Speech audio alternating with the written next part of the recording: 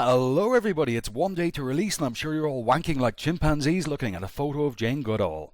The Viggen program came to fruition when Sweden's Prime Minister for Life, Björn Ulvaeus, recognised that Sweden was facing twin existential threats of a maritime nature. The primary threat came from Norwegian fishing ships, intent on plundering the seas of whales and clubbing anything that clapped and ate fish to death. The second threat came from Finnish refugees intent on forming ABBA tribute bands. History lesson out of the way, welcome to my first look and flight of the Viggen AJS-37. Looking around the exterior, you'll have to agree that Leatherneck have done an outstanding job. So like nobody has ever said about this lady, I was just dying to get inside her.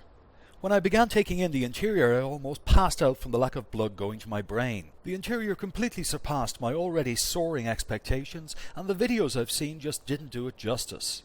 The design team have done an excellent job of creating the look of a used aircraft. They've done an excellent job of creating the illusion of depth on the instruments on the front panel. The printed tape labels add another layer of authenticity. The small scratches around the panels and switches, the general wear and tear, and the grime collecting in the screws and rivets give this the sense of a used, lived-in aircraft. The sound of the canopy motor straining is just another amazing touch. It's reminiscent of the sound you'd hear from your sister's bedroom before she comes outside and angrily demands you go to the shops to buy batteries. I'm just going to do an abridged start up here, but just listen to the sounds of those switches. One of the most talked about features of the MiG-21 was the soundscape, particularly the engine sound. In the case of the Viggen, I believe Leatherneck have gone even further. I challenge you not to get at least even a semi when you hear that engine roar to full power for the first time. By the way, the panel lighting is hidden under the landing gear handle. The switch lighting is just in front of that, and the main flood lamps are the outer ring. Panel lighting is a matter of personal taste, but in order to read instruments at a glance, I believe it should be on. The engine spools up to full power in a short time, and taxiing is quite easy like the A10C or the Mirage. Just remember to put the parking brake on before you start the engine, and take it off when you're ready to taxi. Takeoff can be done at full military power, or using any or all three stages of the afterburner. Here's a side-by-side comparison so you can see the kind of thrust this aircraft is capable of. The example on the left is using full military power, and the example on the right is using all three stages of the afterburner. You can see the difference in speed and distance. While the example on the left is less than halfway down the runway, the example on the right is already soaring over the coast.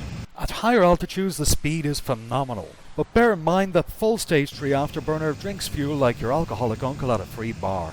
Probably the most talked about feature of the Viggen is the ground radar. If you're not seeing anything at first, don't forget to do this. When I saw the radar in operation for the first time, my unseeing eye wept tears of elation. The primary purpose of the radar is to pick up targets at sea, such as ships or boats. Its main purpose over land is terrain avoidance, so it's not going to be that good for picking out ground targets. However, a large target against a largely unpopulated background should be visible. As I will demonstrate in my upcoming tutorial series, the radar is not just the radar, there are lots of other features. No Viggen first flight is complete without an attempt to land on a road somewhere.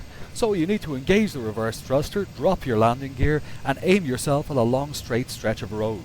Additionally, check for traffic, some of them now have collision detection. The Viggen has quite a strong landing gear, but you still need to touch down as gently as possible, and don't forget to touch the nose wheel on the ground to engage the reverse thruster. It comes to a stop quite quickly, so never engage the brakes while travelling in reverse. Just disengage the reverse lever and thrust forward. The landing gear is robust enough to travel a little off-road. After performing the perfect J-turn, line up on the road again, set your afterburner to maximum and take off. When performing a road takeoff, try to avoid using the rudder, and if you must, only use very gentle inputs or else you'll end up in somebody's living room. The third and final point about road takeoffs is to make sure you've enough road to do it on. What can look like a long road can become deceptively short in an aircraft. The Viggen is extremely stable and manoeuvrable across a range of speeds and altitudes. However, it really comes into its own at a low altitude. The stability system was extremely advanced for its day, so in terms of feeling it comes in somewhere between the F5 and Mirage. This aircraft comes loaded with new systems and weapons to learn. So in terms of overall complexity, it's probably much closer to the A10C than any other aircraft in DCS. I just want to remind you that this is a preview build of the aircraft, so all features are subject to change. I would also like to extend my sincere thanks and gratitude to Nick and the guys at Leatherneck for allowing me to take a look at this preview build. Leatherneck have done an outstanding job of creating a fun, interesting, complex and challenging aircraft. If asked for an advertising tagline, I would have to say this module is the stuff wet dreams are made of. My advice to you is, if you have the money, get online and buy it tomorrow. If you don't have the money, get down to your local park while there's still a few hours of darkness left and give hand jobs until you do. Please remember that you can also land this aircraft on a runway if you're a pussy. On that note, I thank you very much for watching. Please don't forget to dislike or tell me to go fuck myself below.